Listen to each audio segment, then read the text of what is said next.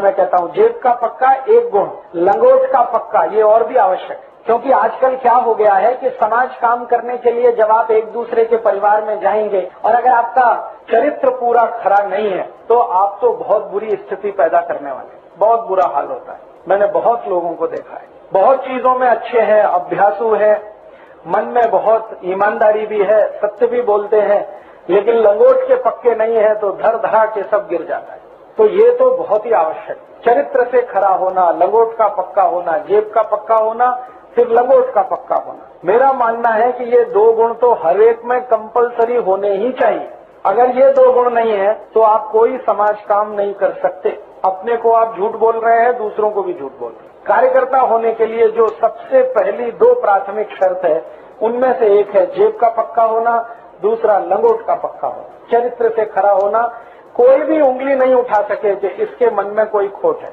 और मैं आपको एक बात बता देता हूँ कि अगर आपके चरित्र में कहीं भी थोड़ी गड़बड़ी है ना, ढिलाई है, वो तुरंत समझ में आती है। ऐसा नहीं है कि आप उसको छुपा लें। और घर की जो महिलाएं होती है ना, उनको सबसे जल्दी समझ में आती है। ईश्वर ने, भगवान ने स्त्रियों को एक ऐसी शक्ति दी है जो पुरुष के पास नहीं है। वो किसी को देख के बता सकती है कि ये लंपट है कि ईमानदार है, चरित्र में ऊंचा है कि नीचा है। ये ईश्वर ने बड़ी जबरदस्त शक्ति महिलाओं को दी है, पुरुष को नहीं है। पुरुष नहीं बता सकता।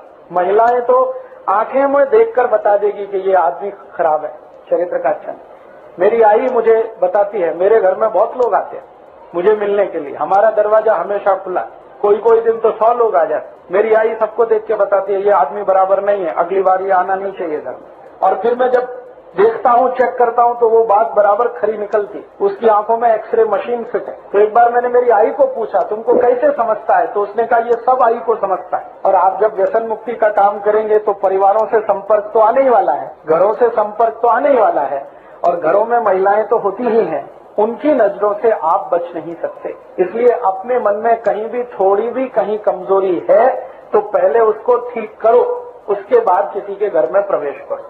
नहीं तो कल को कोई शिकायत आई तो काम तो एक बाजू में रह जाएगा, जिंदगी आपकी उसी शिकायत को दूर करने में निकल जाएगी। इसलिए हमें दो स्तर पर बहुत पक्का होने की जरूरत है कार्यकर्ताओं को।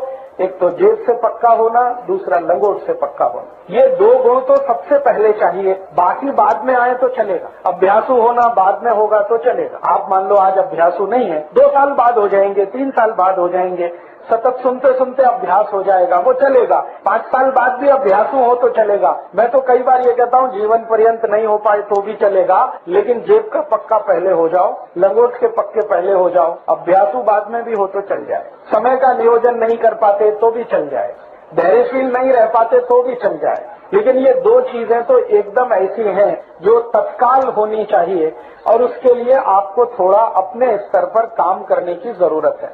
लंगोट का पक्का होने के लिए मैंने एक बार और भी कहा था पिछली बार शिविर में, वो फिर दोहराता हूँ कि आपके मन में व्यसन ना आए, किसी को भी देखकर आपके मन में व्यसन ना आए, ऐसी कुछ स्थिति बनाने के लिए थोड़ा प्रयास करने की जरूरत है, और वो हो जाता है। कोई भी कर सकता है इसको। एक तो मैंने पहले बताया था, याद है किसी को क्या बताया था? एक बार पिछले शिविर में प्राणायाम बताया, याद है ना? तो सतत 5-7 मिनट प्राणायाम किया करो, और 3-4 प्राणायाम बहुत आवश्यक है। अपने शरीर की वासना को नियंत्रण में रखने के लिए 3-4 प्राणायाम बहुत आवश्यक। उनमें से एक प्राणायाम है जिसका नाम है कपालभाति, दूसरा है अनुलोम विलोम, तीसरा है भस्त्रिका, चौथा है भ्रामरी।